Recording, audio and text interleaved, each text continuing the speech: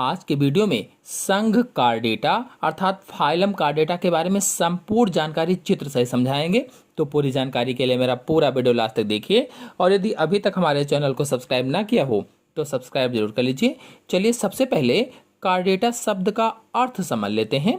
तो देखिए, कार्डेटा शब्द में कॉर्ड का मतलब है स्ट्रिंग और आटा का मतलब है बियरिंग, यानी स्ट्रिंग बियरिंग मतलब ये हुआ कि नोटोकार्ड धारक जंतु। बियरिंग मीन्स क्या होता है? धारक, और स्ट्रिंग मीन्स क्या होता है? रज्जु, यानी रज्जु धारक या पृष्ठ रज्जु वाले जंतु। कहने का ये मतलब हुआ कि इस संघ के जंतु नोटोकार्ड रखने वाले होते हैं। और कार्डेटा शब्द सन 1880 में वाल्फार्ड ने दिया था। किसने दिया? वाल्फार्ड ने सन 1880 में कार्डेटा शब्द को दिया था। चलिए अब इस संघ के तीन प्रमुख या तीन मूल लक्षणों को समझ लेते हैं, इसके बाद अन्य लक्षणों को समझेंगे। तो तीन प्रमुख या तीन मूल लक्षणों में पहला लक्षण है, इनमें नोटोकार्ड या मेरुदंड अवश्य पाया जाता है। कहने का मतलब ये है, जो कार्डेटा संघ है, इस संघ के जंतुओं में जीवन की किसी न किसी अवस्था में, चाहे वो भूरी अवस्था हो, चाहे वो वयस्क अवस्था हो, तो जीवन की किसी न किसी अवस्था में नोटोकार्ड या मेरुदंड जरूर पाया जाता है। और नोटोकार्ड को मेरुदंड कहते हैं, मैंने अभी आपको बताया भी है। और इसे ही पृष्ठ रज्जु भी कहा जाता है। पृष्ठ रज्जु अपने शरीर में देखें तो जैसे रीढ़ की हड्डी अपने शरीर में होती है पीठ में, बिल्कुल वही काम पृष्ठ रज्जु या मेरुदंड या नोटोकार्ड का होता है। वही रूपांतरित हो जाती है रीढ़ की हड्डी में, जो उच्च श्रेणी के जंतु होते हैं। यदि पूछा जाए कि शरीर में किस जगह पर पाया जाता है नोटोकार्ड, तो नोटोकार्ड शरीर की मध्य पृष्ठ रेखा में, मध्य पृष्ठ रेखा मतलब मिड डॉर्सल लाइन में नोटोकार्ड पाया जाता है। और कहाँ? तो आहार नाल के ऊपर, जो एलिमेंट्री कैनाल होती है उसके ऊपर, तथा तंत्रिका रज्जु या नर्व कॉर्ड के नीचे पाया जाता है। आहार नाल के ऊपर, तंत्रिका रज्जु या नर्व कॉर्ड के नीचे, और शरीर की मिड डॉर्सल लाइन में। और यह एक लंबी छड़ जैसी लचीली संरचना होती है। जैसे लंबी सी छड़ होती है, रॉड्स लाइक, बिल्कुल उसी तरीके की लचीली संरचना होती है।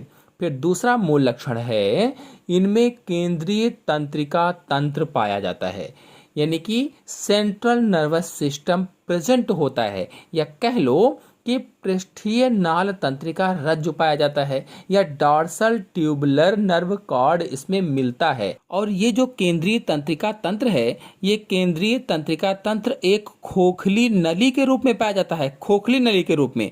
और यह शरीर की जो मध्य पृष्ठ रेखा होती है, जो मिड डॉर्सल लाइन होती है, उसी पर स्थित होता है, जो कि नोटोकार्ड के ऊपर होता है। जहां नोटोकार्ड है उसके ठीक ऊपर होता है।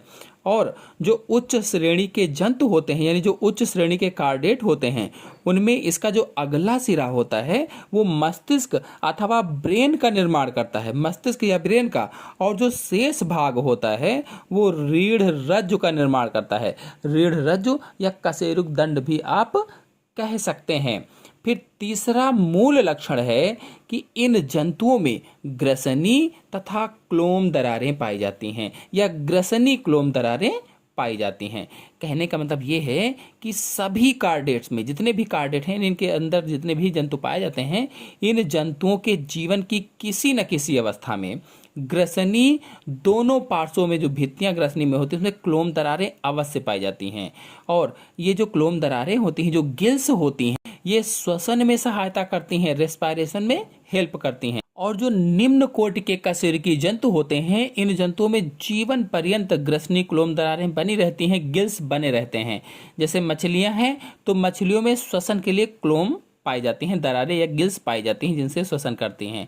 और जो अन्य कशेरुकी होते हैं, इन कशेरुकियों में ये जंतु होते हैं उनमें भूरा अवस्था में ही पाई जाती है, बाद में समाप्त हो जाती है। तो ये तीन प्रमुख लक्षण हैं। पहला, नोटोकार्ड अवश्य पाई जाती है। दूसरा, केंद्रीय तंत्रिका तंत्र अवश्य मिलता है। और ग्रसनी क्लोम दरारें अवश्य पाई जाती हैं। नोटोकार्ड से जुड़ी आपको जानकारी यहीं पर बता दें कि नोटोकार्ड के निर्माण की प्रक्रिया नोटोजेनेसिस कहलाती है। नोटोकार्ड बनने की प्रक्रिया को क्या कहा जाता है? नोटोजेनेसिस कहा जाता है। तो ये तो हुए कार्डेटा के 3 मूल लक्षण। चलिए अब इसके अतिरिक्त अन्य लक्षणों को भी देख लेते हैं। तो इसमें से पहला लक्षण है अधर हृदय, यानी वेंट्रल हेयर पाया जाता है, या कह लीजिए कि पेशीय अधर हृदय मिलता है, या मस्कुलर वेंट्रल हेयर पाया जाता है। यानी सभी कार्डेटा जंतुओं में हृदय अधर तल पर हृदय गुहा में पाया जाता है, हृदय गुहा में। और जो देहगुहा होती है, देहगुहा के अग्रभाग में पेरिकार्डियल गुहा में स्थित होता है, पेरिकार्डियल गुहा में। और इसके चारों तरफ पेरिकार्डियम पाया जाता है। फिर नेक्स्ट पॉइंट है रुधिर परिसंचरण तंत्र पाया जाता है, वो भी कैसा? विकसित प्रकार का होता है।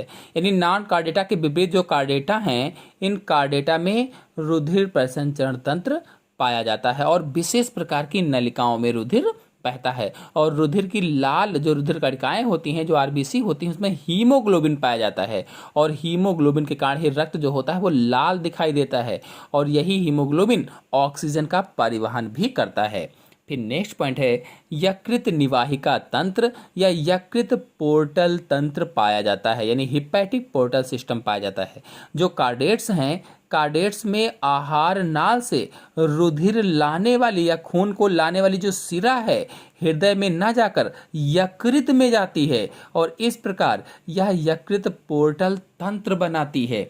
कहने का मतलब ये हुआ कि आहार नाल के विभिन्न भागों में जो सिराएं हैं, वो सभी सिराएं निकलकर पहले यकृत में पहुंचती हैं और इसके बाद में यकृत निवाहिका सिरा बनाती हैं, जो रुधिर को हृदय के दाएं अलिंद में पहुंचा देती हैं। नेक्स्ट पॉइंट है पश्चगुद पुच्छ पाया जाता है, यानी पूंछ जरूर पाई जाती है। कार्डेटा जंतुओं में जो गुदा है, गुदा के पीछे पेशी युक्त पूंछ होती है, गुदा के पीछे, इसलिए कहा गया पश्चगुद पुच्छ पाई जाती है। यानी शरीर के पिछले अंतिम छोर पर एक पेशी युक्त, ठोस, कंकाल युक्त और खंड युक्त पूंछ पाई जाती है।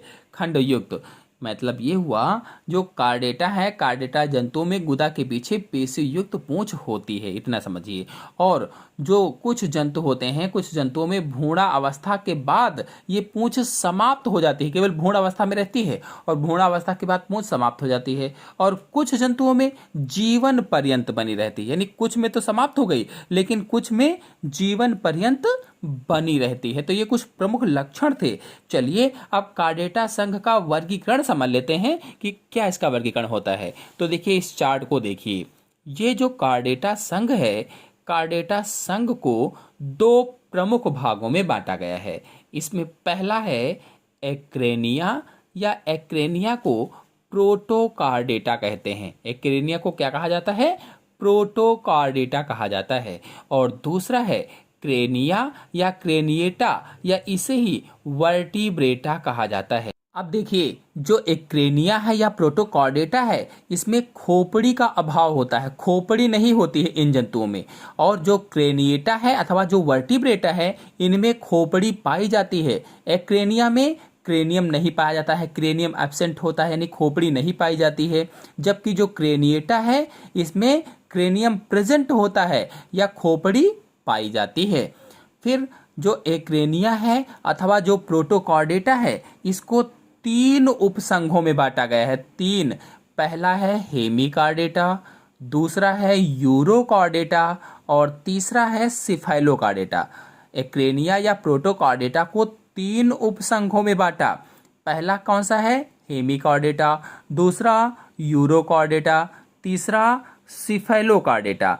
अब देखिए जो हेमिकार्डेटा है, इसके अंतर्गत बेलिनोग्लॉसस है, सैकोग्लॉसस है आदि जंतु आते हैं। हेमिकार्डेटा में कौन कौन से जंतु आते हैं?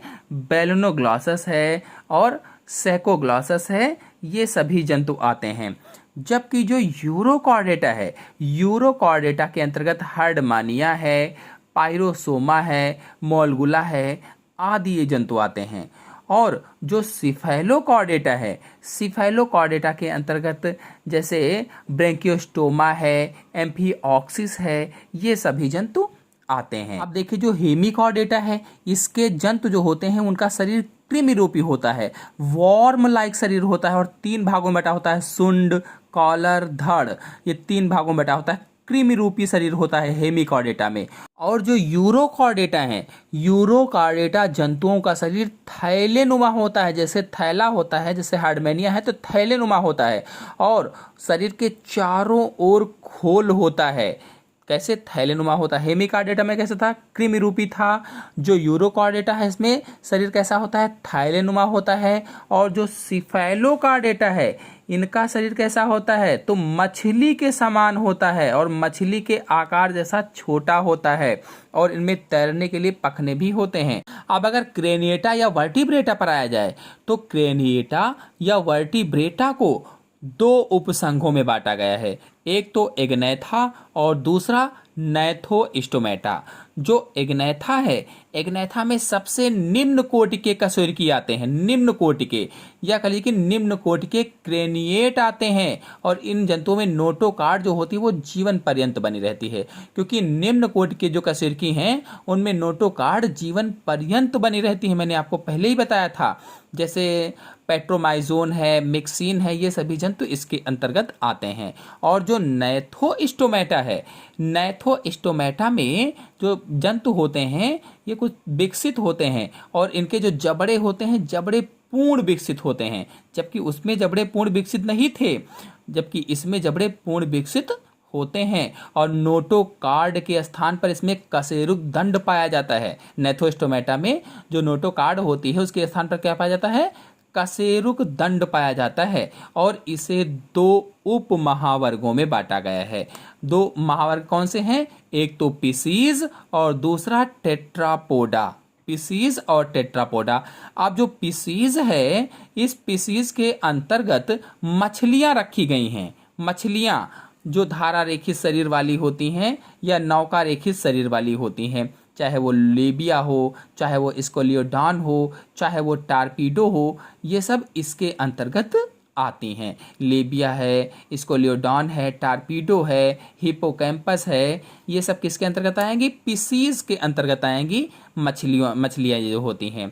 और पिसीज को भी 3 भागों में बांटा गया है, प्लेकोडर्मी, कॉन्ड्रिक्थिस और ऑस्टिक्थिस, ये 3 वर्ग इसमें किए गए हैं। अब देखिए इसमें से जो प्लेकोडर्मी है, इस प्लेकोडर्मी के अंतर्गत डायनेक्थिस है, क्लाइमेटियस है, ये प्रमुख जंतु आते हैं। और इस वर्ग में जो डेवोनियन से परमिनियन युग तक पाई जाने वाली विलुप्त मछलियाँ आती हैं। डेवोनियन से परमियन युग तक पाई जाने वाली विलुप्त मछलियाँ प्लेकोडर्मी के अंतर्गत आती हैं।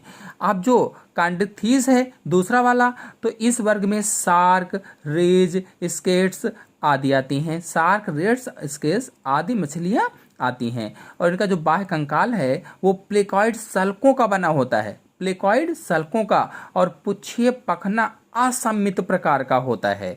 अब जो ऑस्ट्रिक्थिस है या टीलियोस्टोमाई है, इसको टीलियोस्टोमाई भी कहा जाता है, तो इस वर्ग में मछलियां जो होती हैं वो अलवणीय जल में पाई जाती हैं और समुद्री जल में भी पाई जाती हैं, यानी लवणीय और अलवणीय दोनों प्रकार के जलों में इस वर्ग की मछलियां पाई जाती हैं। इसमें लेबिया या रोहू, कटला या कार्प, और इस तरह से कैटफिश है, समुद्री घोड़ा है, उड़न मछली है, चूसक मछली है, चपटी मछली है, आदि बहुत सारी मछलियां इसमें पाई जाती हैं। अब नैथोस्टोमेटा में दूसरा महावर्ग है टेट्रापोडा। तो जो टेट्रापोडा है, इस टेट्रापोडा महावर्ग के अंतर्गत जंतु जो होते हैं जल और थल दोनों जगहों पर पाए जाते हैं। जल पर भी पाए जाते हैं, थल पर भी पाए जाते हैं। और टेट्रापोडा को 4 वर्गों में बांटा गया है। पहला वर्ग है एम्फीबिया, दूसरा वर्ग है रेप्टिलिया, तीसरा वर्ग है एवीज, चौथा वर्ग है मैमिलिया। जो एम्फीबिया है इसे उभयचर भी कहा जाता है, जो रेप्टिलिया है इसे सरीसृप भी कहा जाता है, जो एवीज है इसे पक्षी वर्ग भी कहा जाता है, जो मैमिलिया है इसे स्तनधारी वर्ग भी कहते हैं। अब देखिए जो एम्फीबिया है इसके अंतर्गत मेढक है, टोड है आदि जंतु आते हैं। रेप्टिलिया या सरीसृप के अंतर्गत सर्प, छिपकली आदि जंतु आते हैं।